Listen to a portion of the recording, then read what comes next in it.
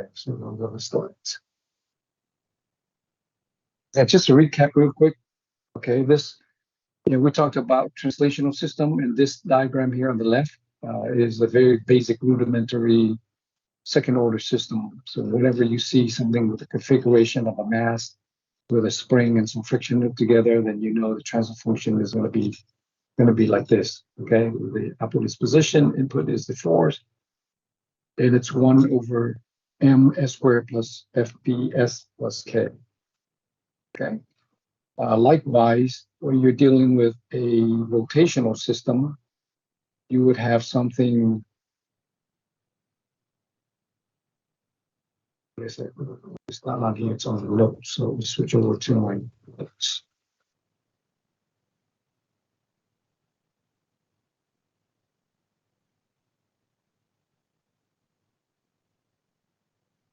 Okay, so you have a similar looking rudimentary subsystem with the inertia connected with the spring constant and with some friction. And of course, you get the torque to be input and the angular displacement to be your output. And the relationship between angular displacement and the torque of this kind of rotational system is 1 over js squared plus ds plus k. So very analogous to the translational, except now instead of mass, it's inertia. Instead of friction coefficient, this is damping coefficient, and spring constant is spring constant. Okay, so you see they very parallel each other. Okay, so then we got into started talking about gear ratio. So we're going to be waiting for me to admit. Okay, so you see here, a real world application could be that you have a motor connected to some loads, like a robotic arm here. You can turn the motor and you can move that arm. Okay, but more often the case is that you get some gear ratio in between, where the gears provide leverage of torque, such that the motor can turn a much heavier load for the given max torque that the motor can exert. So the gear ratio allow the system to amplify the torque. So think about your power drill. How do you have such a small, nowadays, right? A small power drill, but it has so much torque and power, right? You can nail that drill through a very thick piece of wood, or in some cases into the cement. But yet the drill is, the motor inside the drill is seemingly small. Well, the magic there is because inside the drill is, the motor is attached to multi-stage gear system, okay, to amplify the torque of the drill tens or hundreds of times. So that means that the manufacturer can design a power drill and keep it a very small form factor, even with the battery, small form factor, but yet the drill can produce tremendous amount of torque. Okay, but of course, the trade-off is that the drill is not going to be really fast because it's giving up the trade-off, more torque but less speed. But sometimes you see on some of the drills where you get a manual dial button, so you can change that dial button to get less torque but higher drill speed. So if you're drilling a hole, then you don't need as much torque, but the drill bit can turn faster. So that manual dial is basically changing the gear ratio of the drill. Okay, so that's one common household type of system that many of you have used before. So now just think about it. Think about recalling your power drill at home, or whenever the last time you used the power drill, and just kind of recognize it.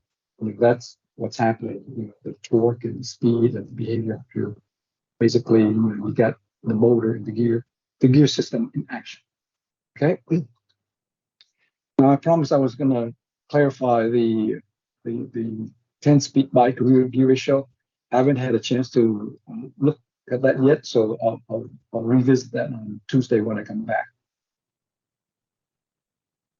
Okay, so we looked at some of the basic equations, physics, where the physics of a gear system is that if you have two gears that are interacting with each other, the radial, as the gears turn, meaning as the two gears turn, they have to maintain the same radial distance, the circumferential distance.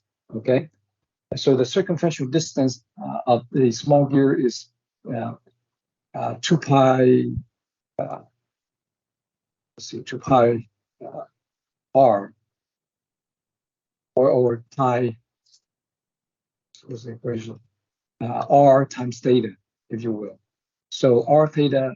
So the smaller gear would be r1 theta 1, on the big gear r2 theta 1 theta 2, and the properties that they have to maintain the same radial displacement. That means that these two equations got to be equal. So therefore, the relationship between theta 1 and theta 2 is n1 over n2. Once again, in control system, as opposed to say like wind turbine alternator type of system where it's the opposite. But in control system, typically n1 is smaller than n2. N2 being the source, and N2 being the output here. Then what happens here is that theta 2, the relationship between theta 2, relationship between the angular displacement is that theta 2 would move less radially than theta 1. Okay? Or you could, same thing with the speed. That means that theta 2 dot is equal to theta 1 dot times n1, n2. So if you draw it in a block, say like block diagram, you would see something like this. Or in equation-wise, you would see something like this. And if I was to put theta 2 dot above theta 1 dot, the same ratio holds. Okay? The other equation that we talked about was the preservation of energy. So E1, the energy produced by the gear 1, the same energy is produced by gear 2. So energy is equal to torque times the angular displacement. That means T1 theta 1 is equal to T2 theta 2. And you work out the algebra. T2 is T1 times theta 1 over theta 2, which is same as N2 over N1. Okay, so now knowing that N2 over N1 is greater than 1, then the output gear that's attached to the gear 2 is the amplification of, the output torque, T2, is the input torque times this gain, the greater than 1 gain. So that's why it's an amplification of torque, right? You put in T1, but you get out T2, that is N2 over N1 times. So if you have a gear ratio of 10, meaning N2 can have 100 teeth, N1 has 10 teeth. So that means that you can amplify the torque by a factor of 10. So if you put in, 5 units of torque, the output will be able to put out 50 units of torque. Okay.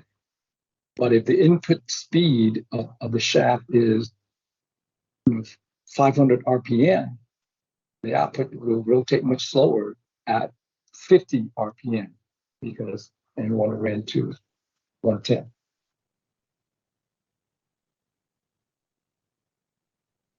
Everybody with me so far in terms of the trade-off resulted in using gear ratio. You amplify the torque, which is the gain, but you reduce the speed and angular displacement.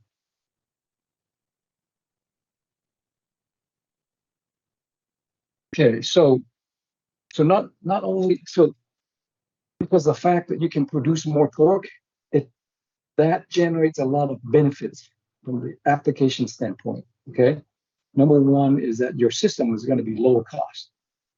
So instead of having a big motor to direct drive a big load, now you can have a small motor with a gear ratio that can still drive this big load. Okay, so the gear system saves you from having to use a bigger motor without gears. Okay, because you can amplify the torque. So therefore, generally, it's a cost advantage that the gears offer. Number two, that is pretty important, is the space.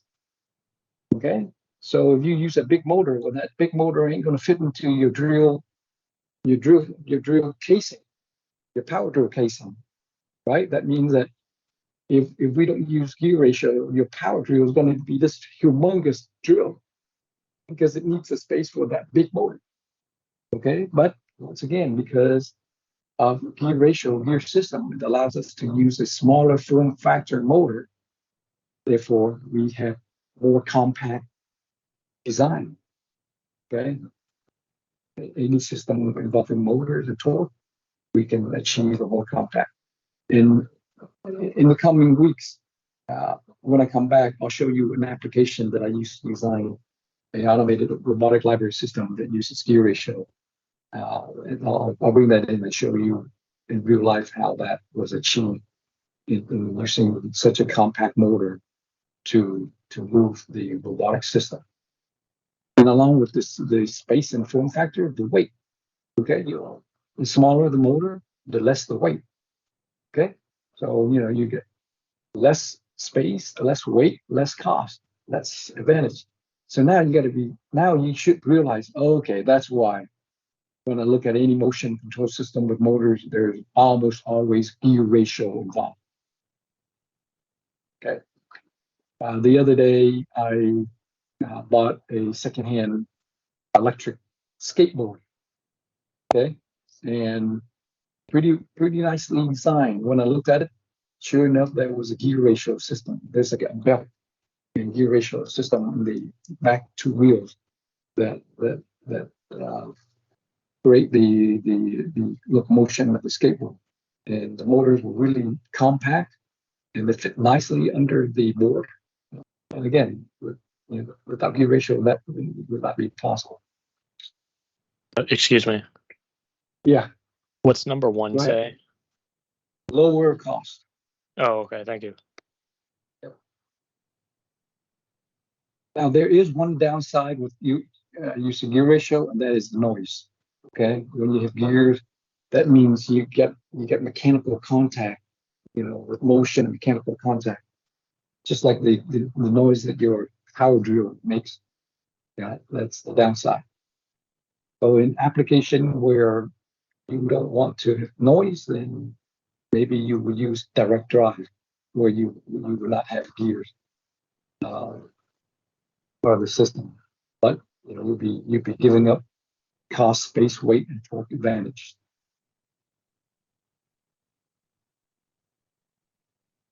Okay, so recall that the rudimentary rotational system schematic looks like this with the corresponding transfer function theta over t, angular displacement over torque, and it's equal to 1 over j s squared plus ds plus k. Okay, and j is the inertia, d is the damping coefficient, and k is the spring constant. So that there is like that's something that you want to commit to memory, because this is rudimentary.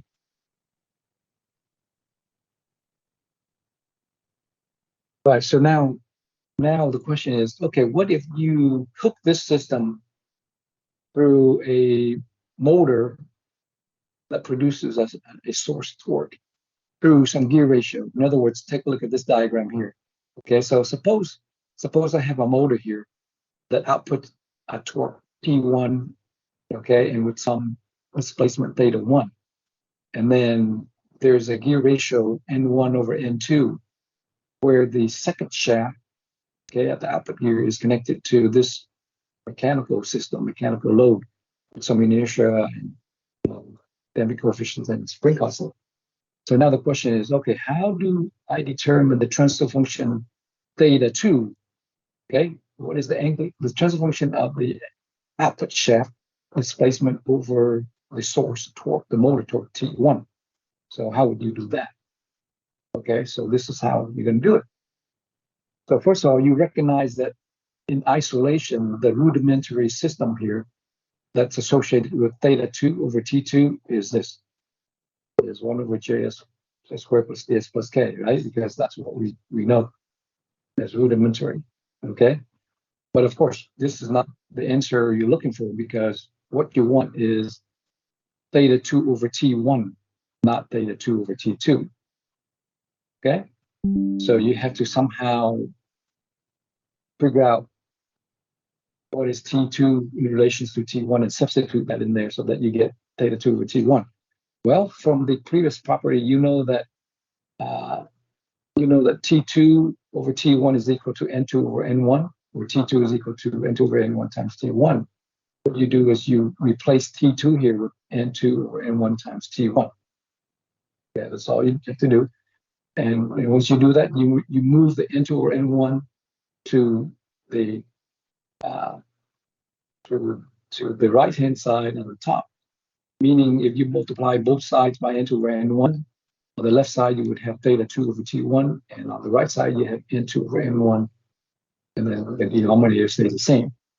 And hence, this is your answer. Okay, your transfer function now becomes, or your transfer function for this theta 2 over T1 is N2 over N1 times over J squared plus BS plus K. Okay, so it's just using the properties of relationship of torque and velocity and angular displacement associated with the gears. Okay, so far so good. Everybody see how we got this? Any question? Okay, so what if I ask you, okay, well, what if I want to know theta 1 over T1? Okay, so I have theta 2 over T1 here, but what I want to know, okay, if I want a transfer function where my output is the motor shaft angular displacement and the input is the motor torque, but there's a gear ratio system attached to this shaft. So what is the answer? Okay, so the objective is finding out this transfer function here. So what you do is you take this previous answer, theta 2 over T1 here, and recognize, okay, well, what I need to do is I need to somehow express this theta 2 as an expression in terms of theta 1. Well, that's easy because we know earlier that theta 2 is equal to N1 over N2 times theta 1. So all you do is you substitute that, right? Substitute that into here, and you get this here. So you get theta 1 times N1 over N2 over T1, okay, is equal to this right side. And now if you move N1 over N2 over to the other side, meaning you multiply both sides by N2 over N1, then you would get theta 1 over T1 is equal to N2 over N1 squared over the same denominator. Okay, so just a little bit of algebra, but everybody should be able to see that this is now what theta 1 over T1 is. I can also express this as in the following way. I just divide the top and bottom by N2 over N1 squared. So the top becomes 1, and the bottom, you have J times N1 over N2 squared S plus D times N1 over N2 squared S. I think this is S squared. This is a typo. So this is S plus K over N1 over N2 squared. Okay? So these two equations are equivalent. Okay? But this on the right-hand side, we just express it in that way for the reason that I'm going to describe to you. Okay. Everybody okay so far up to this point? Any questions?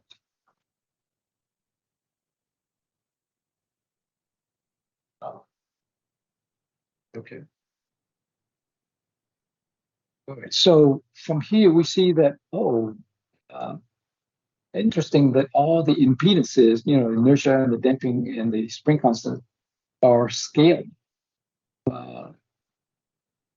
by this factor called N1 over N2 squared. So if we call J equivalent, which is the equivalent inertia, to be J times that fact that N1 over N2 squared, and then D equivalent is equal to that, K equivalent is equal to that, then we can rewrite this equation theta 1 over T1 to be this in terms of equivalent impedances. Okay. So at this point, we're going to try to introduce the concept of impedance gain and generalize the impedance gain. So in this case above, the impedance gain was N1 over N2 squared. That means your new inertia is equal to your old inertia multiplied by this gain. Same thing with your damping coefficient and your spring constant. Okay. So from here on, you can recognize this usage by doing the following. Let's define the destination and the source as follows. The destination is the output shaft, meaning the transfer function output shaft that you are interested in. Okay, like in this case, the output is theta 1, so the destination is the subscript 1.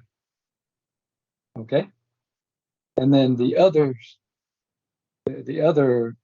shaft, which is called the source shaft, is going to be the other subscripts, meaning your impedance gain is going to be your n destination subscript over n source subscript squared.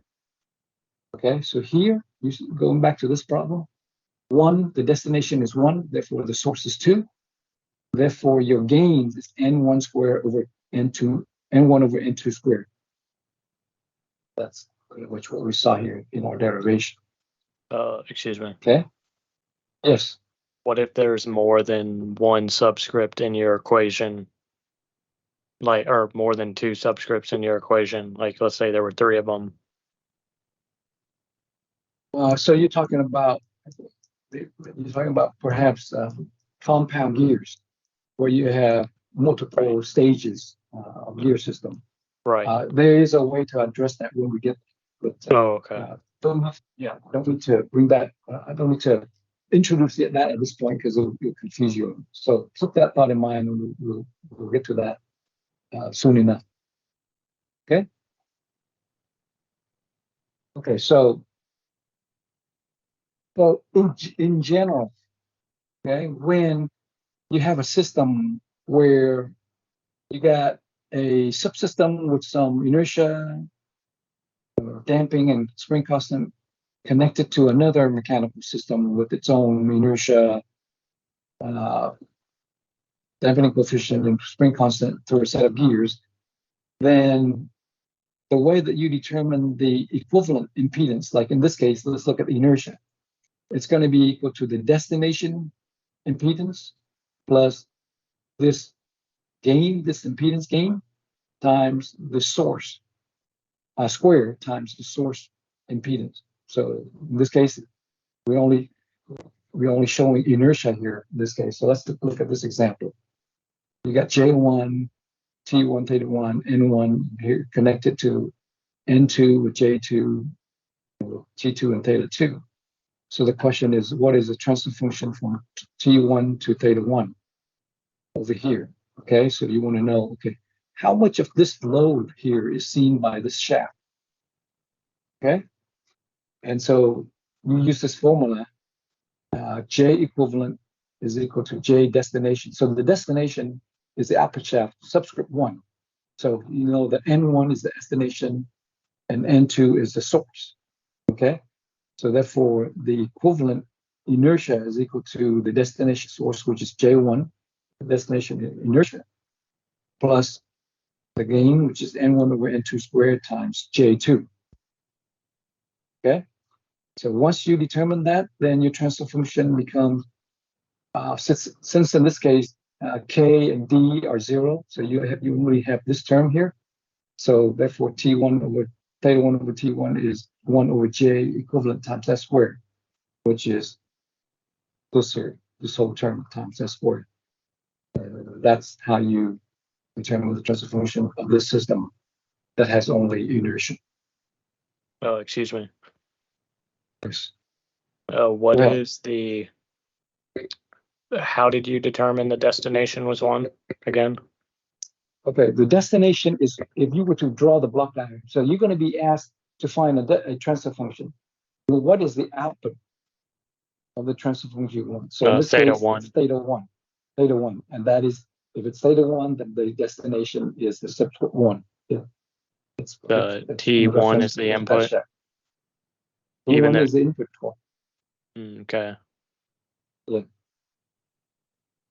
So you just got to look at the end. Yeah, you really look at the output variable here to determine what is your destination. Okay, so in this case, your destination is a subscript 1, and therefore your source will be the subscript 2. Therefore, your impedance gain is N1 over N2 squared. Right? Your destination inertia is J1. Your source inertia is J2. Okay? This is something you all need to look through a couple of problems to kind of get the hang of it. It's very mechanical. It's hard to go wrong, but you do have to keep track of the steps. And once you use it, honestly, it's very hard to make a mistake. So if you don't feel comfortable yet, that's very normal. But once you practice the homework problem, then you will much more comfortable. I guarantee you. Okay. So let's see what I'm seeing.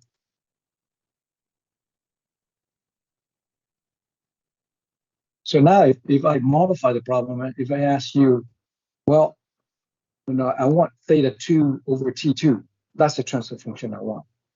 Okay. Then how do I solve this problem? So in this case, you recognize that, oh, now my output shaft is a subscript 2. Okay, meaning destination is a subscript 2 and source is subscript 1. So that means your impedance gain is going to be N2 over N1 squared. So therefore, your equivalent impedance is J2, the destination, plus N2 over N1 squared times J1. Okay, so theta 2 over T2 is equal to 1 over N squared times this equivalent impedance right here. And so that's your answer. Okay, so if you look at here, it's different over here because your output shaft is theta 1. Therefore, this here is J1 plus N1 over N2 squared J2, whereas here this it's J2 plus N2 over N1 squared J1. Ready? So therefore, but you're not. Let's see, theta 2 over T2. Okay, so that'll be answer. Oh, excuse me. Where did that equation come from? The 1 over S squared and then the rest of that? Oh, okay, so that's rudimentary. If you look at this, system, going back to this over here, whenever you have a system like this, here's the system right here. The transfer function is theta over t is 1 over inertia times s squared plus d times s plus k. Right. Okay. In our example, there wasn't a damping coefficient. There was a spring constant. So really, that leaves only 1 over j times s squared. And all we had to do was to find the j equivalent that is associated with the particular theta subscript and t subscript that we were looking for. Okay, so if you go back to this, our example here. Okay, so once we know that the destination was 2, then j equivalent is equal to J2 plus N2 over N1 squared J1. And then, so our transfer function is simply 1 over S squared times that equivalent inertia. That's how we got this. Is the dampening and the spring constant dropped out, and you took your JE and plugged it into the remaining. Is that what you're saying?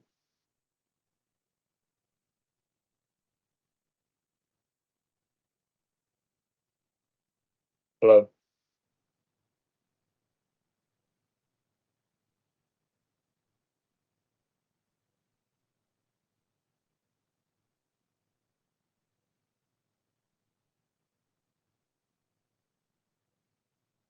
I think he froze. As well. Yeah, I think he froze too.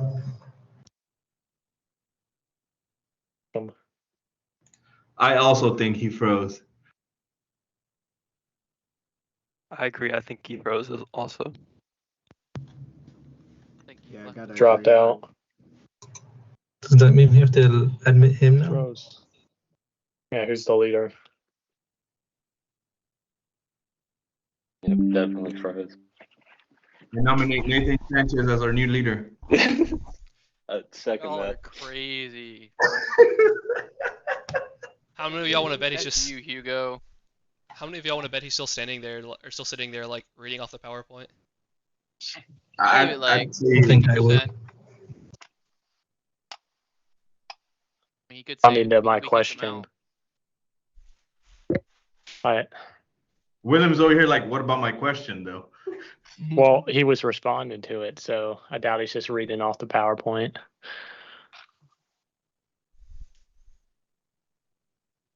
Okay, I'm back. Sorry about that. My internet went down for a little bit there. Are you okay? You Welcome can back. still see and hear me? Yeah, All we right. can see you. Yep. We can hear you.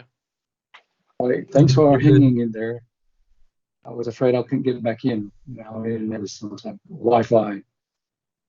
We actually nominated a new leader while you were gone, sir. You anointed a new leader, you say? Oh, who was that was anointed? Nathan Sanchez is our new leader now. Since you were gone, we nominated a new leader. So Okay. I thought it was Nathan, can I Will. take over? Yeah, go ahead. Yeah, I like the way you guys operate. That's always refreshing. It's called initiative because that can happen in real life. Sometimes you get somebody that's missing in action or unequipped to lead. You gotta have somebody that's willing and ready to step up. One of these days, I'll talk to you guys more about leadership and how important that is. It's something that will serve you well the more you know about it. Okay, two rounds. Okay, so you all should see my notes again.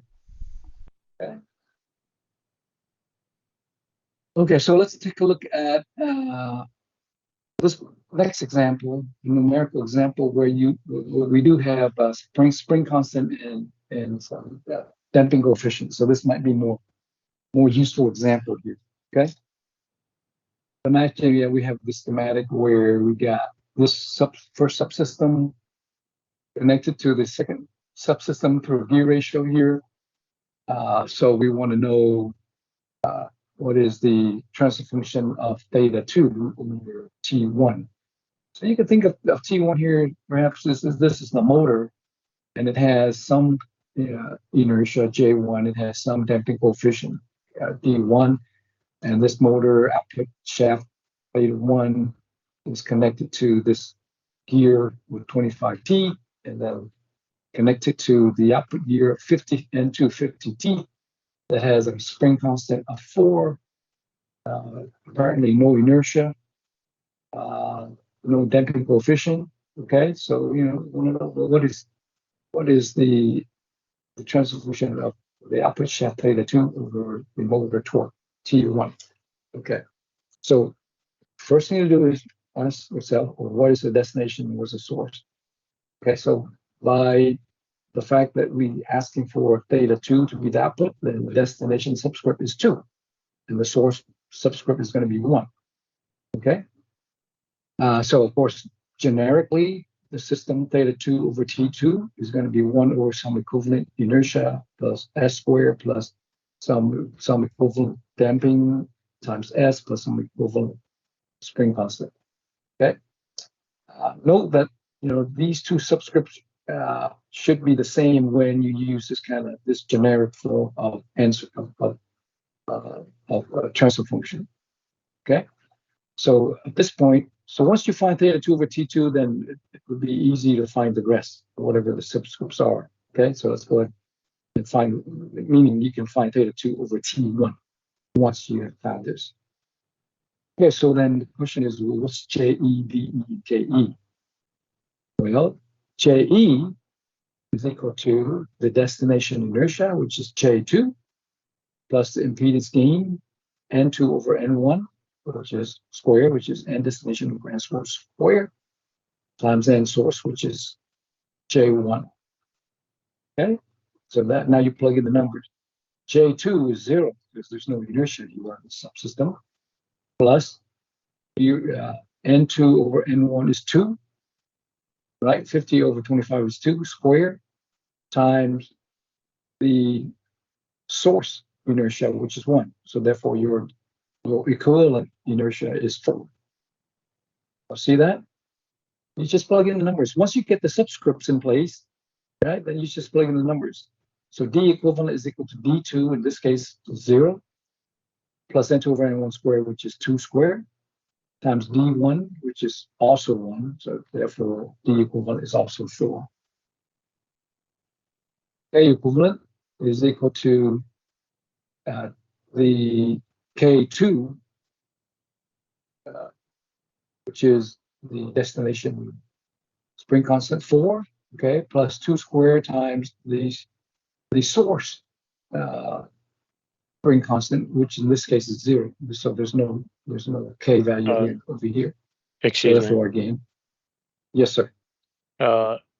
Where do you get that theta 2 is the output from the diagram? Is the transfer function given to you in the problem, or do you have to see it from the diagram ever?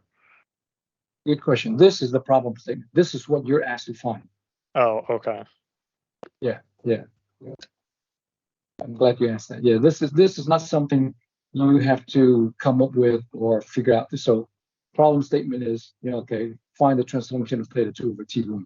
That's what I mean by this diagram. Okay, so therefore, from these numerical numbers, I can write the numerical transfer function of theta 2 over T2 to be 1 over 4s squared plus 4s plus 4. There's an s missing there. Okay, but what I want is theta 2 over T1. So I'm almost there. I just need to write T2 in terms of T1. Well, I know that the basic relationship is T2 is equal to N2 over N1 times T1. So I just substitute that into here, into the denominator, right? And then I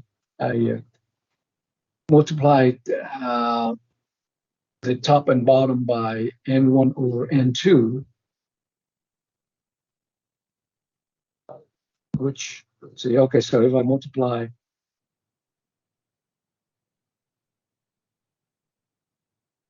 algebra-wise, how does this work?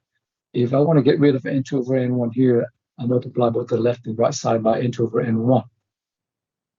Okay, so therefore I get N2 over N1 up here on the numerator here, and then the same denominator. Okay, so therefore theta 2 over T1 numerically is equal to, why is it 1/2? N2 over N1. N2 over N1 should be 2.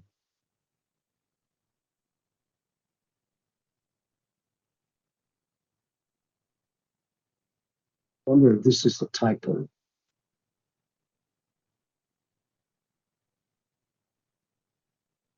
As it says, N2 over N1 here. So this should be a 2. I'm almost certain that this is a typo that I didn't catch when I wrote this. So, okay. Mark that.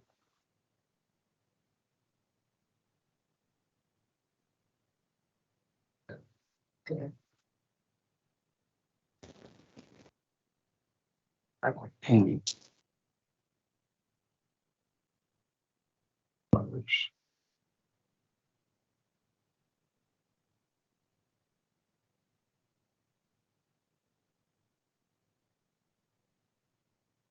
That's so long since I used a pen. Okay, I'll have to come back and change that. I don't But anyway, think I think that I don't think it's 2, because I think you got to divide by 4 to get the 4s off the bottom, and then the 2 on the top would go to 1/2. good catch. Okay. So this N2 over N1 is in fact 2 here, but because I multiplied by 4 to get rid of the 4 in the denominator, so that's why this becomes 1/2 over s squared plus s plus 1. Thank you. That's a good catch. So this is correct. That is correct. Okay, so that's that example right there. So you can see it should start to look quite mechanical in terms of the steps that you take to solve what you need to solve.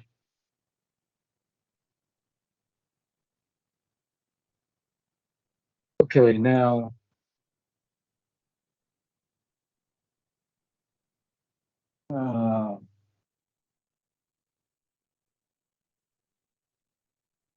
We want to talk about compound gears. When we do that, here's a more practical drawing of the system above, right?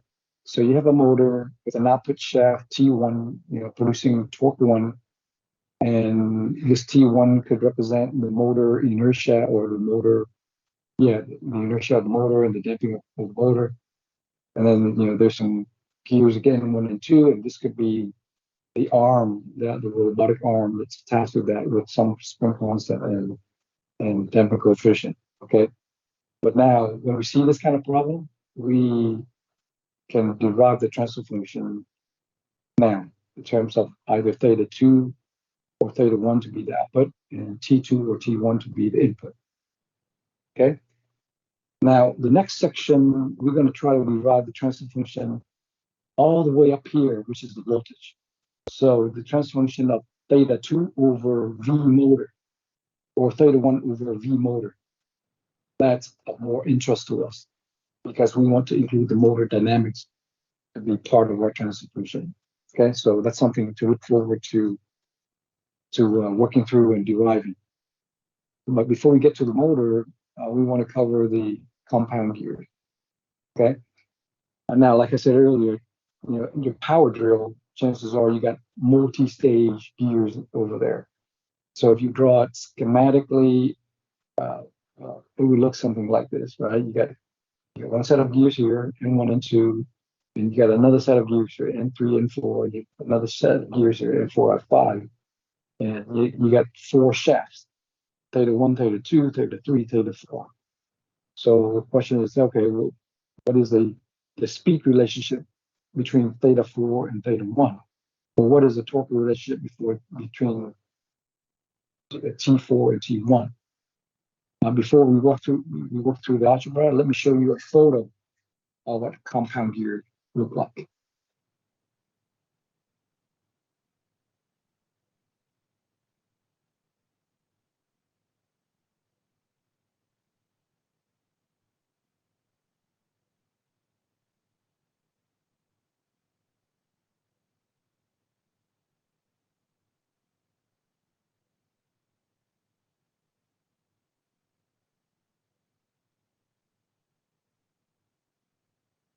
Here's a drawing of compound gear. See this? So imagine this shaft here comes out of a motor.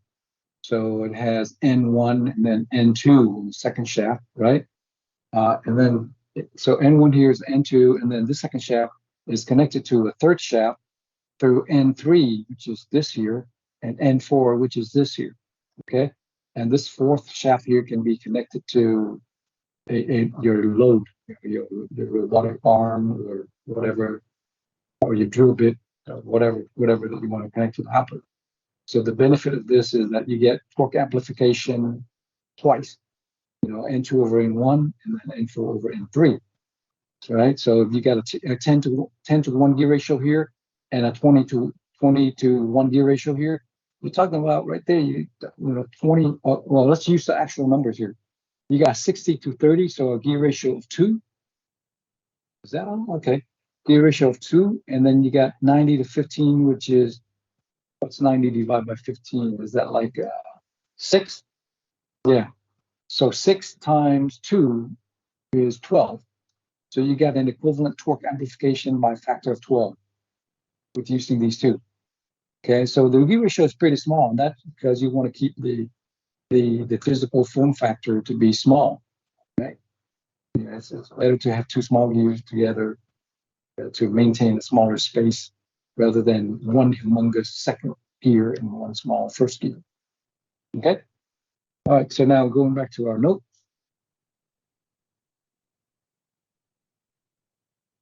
So this here has a third stage. So you got one stage N1 and 2. You got a second stage N3 and 4, and you got a third stage N5 and 6. So this here it says 3 stages of gears.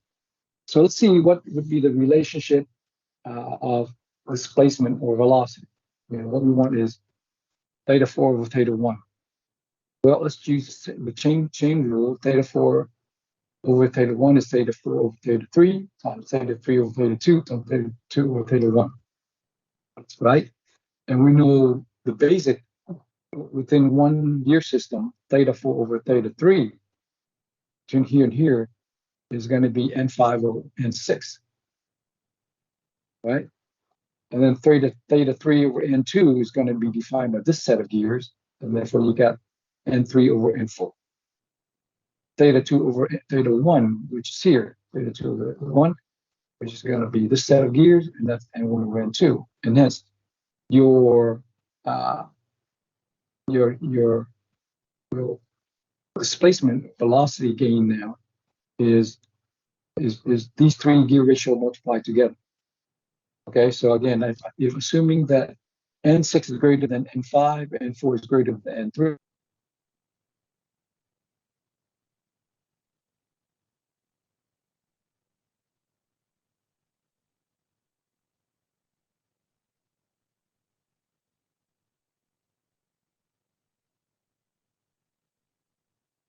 I think your mic's muted. Professor. We can't hear you.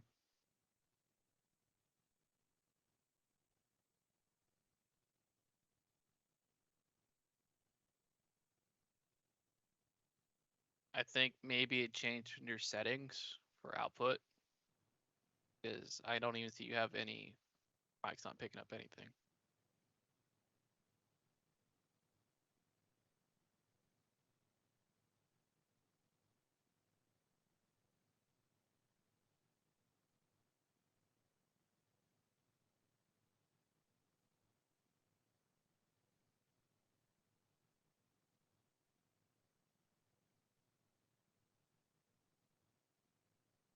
Can you hear me now? Yeah. Yep, it And- works now.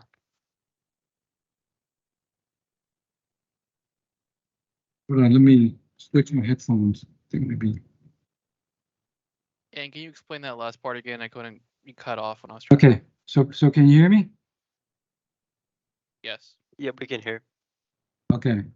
Well, I can't hear you as well because I'm using the laptop speaker here. So if you're going to talk, get close to the microphone. All right. So let me go back here.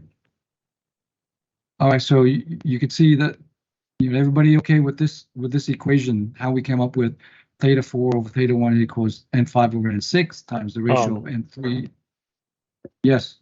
Actually, so theta 4 over theta 3 is equal to n5 over n6, you're saying? Yes. Okay, Exactly. great. Same thing, theta 3 over n2, right? You look at it as one isolated gear system here. So theta 3 over theta 2 is associated with this set of gears, which would be the ratio of n3 over n4. Likewise, theta 2 over n1, theta 1 is associated with this set of gears, and hence n1 over n2. So you have 3.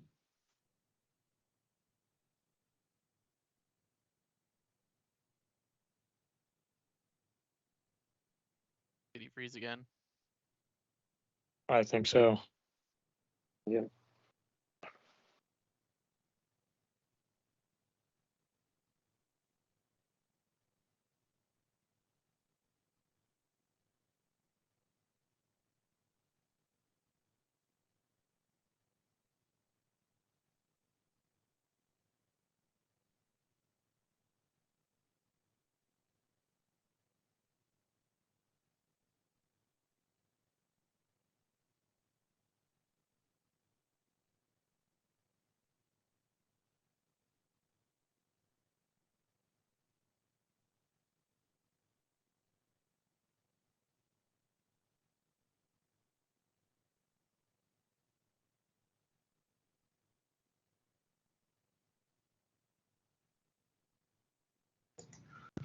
All right, Nathan, you need to take over again. I nominate you, and I stand with it. Yeah, I'm gonna need those like notes though. Then Hey Nathan, I had a question about those compound gear ratios we were just doing. I was still writing them down. Wait, you're not taking pictures of that shit? Come on. No, I Still- write things down. So one, I can Yeah. work on it myself and then copy paste it and work on my own.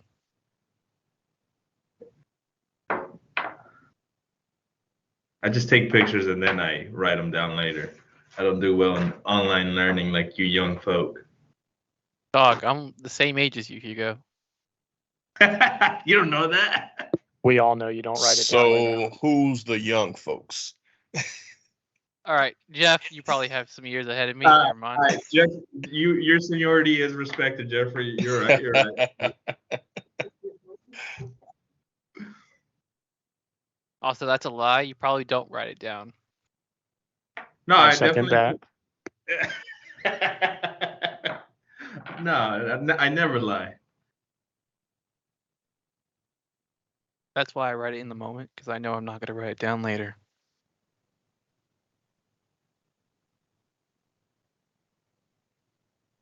Down, or I take a picture of it and then paste it into the notes.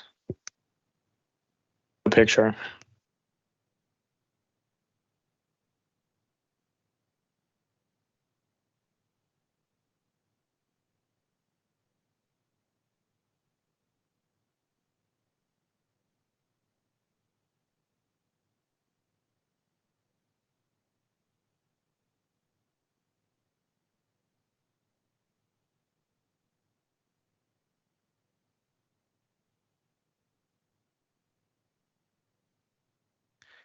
Hey, Will, did you get that last part?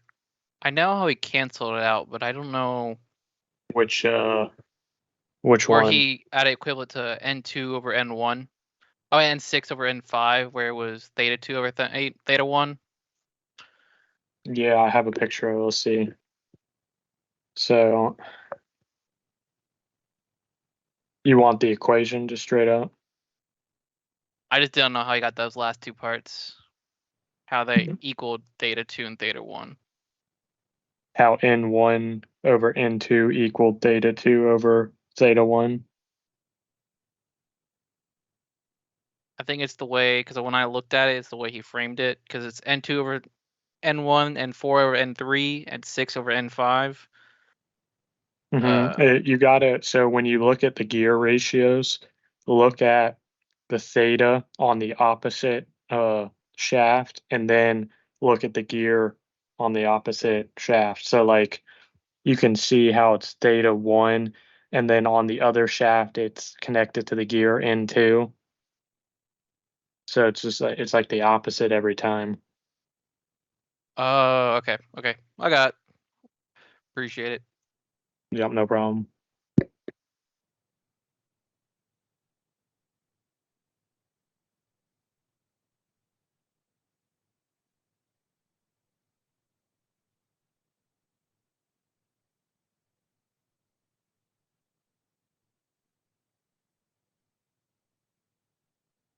That does seem like something so small you have to remember for a test, but I imagine we'll have a lot of those this semester.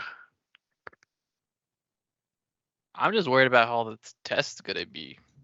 He just gives When us. are we taking a test?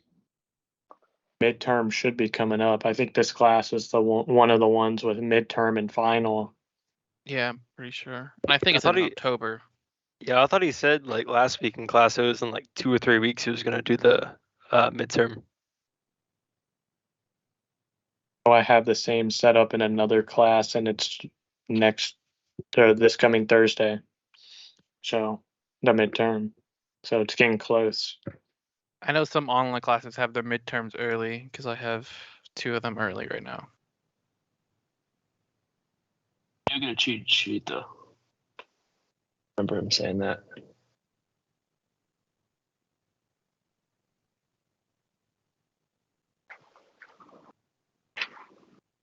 He does some sort of review or gives a scope of what we need to put on there.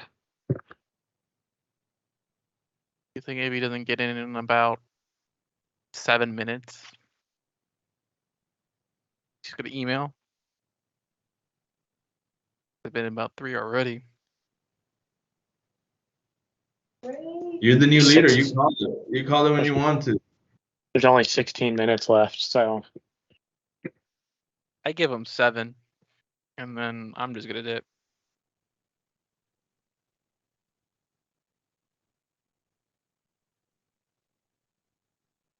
if we're all gone. Nathan told us to dip after 7 minutes. I did not claim responsibility on that one. Follow the leader. No, man, you're gonna take the fall for that one, Nathan. You've been You voted. say it, man. You're the leader, man. Voted into it. You've been voted into it. You know. This is not the kind of democracy I was. Nobody said this was a democracy, homie. Oh, Captain, my captain. Professor Sanchez, could you give us the answers for the test? I don't think I have that power. My test would be 0 questions.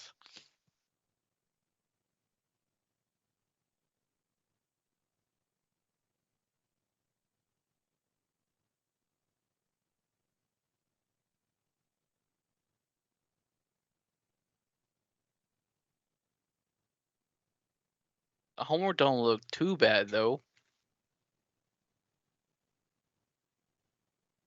He post homework. Yeah. Mechanical systems, chapter 2 homework. Guess look at that, since I'm apparently leader.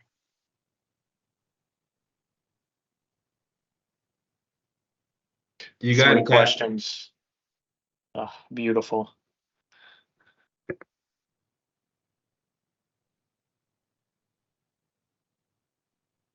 Yeah, I see it on I guess- 32, that opposites thing we just worked on. Right. Well, I guess we'll just add that to the list.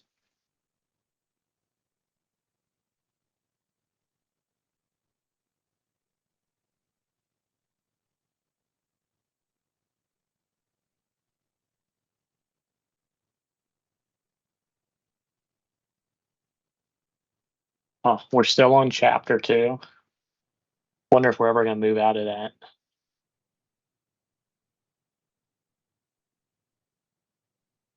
We're supposed to finish the whole book, right?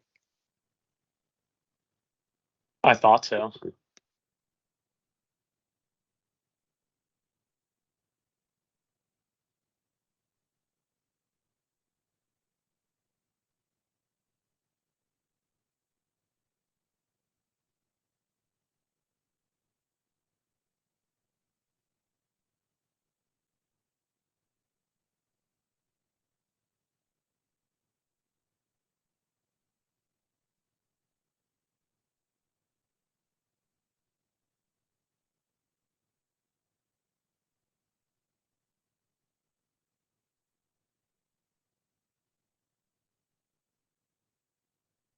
You see the first problem on the homework?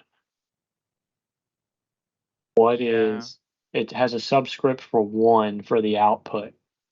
And I assume that's like the arrow at the end. But there's nothing indicating that that's the 1 subscript output. I would think that by assumption you would do that and then denote it. Okay. You see the x1 of t above Yeah. the box? It's just a Laplace transform of that. Oh yeah. Oh, That's oh, so that bad. is the L. Yeah. That kind of looks like a K to me, does but look like you're a- right, it's an X. Yeah, it's a little bit small, so it's like low quality. Somebody's dog found their drugs.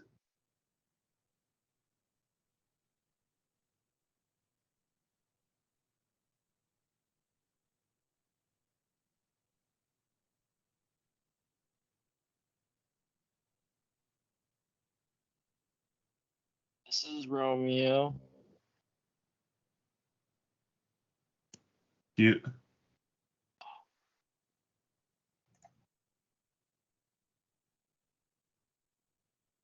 Nice to meet you,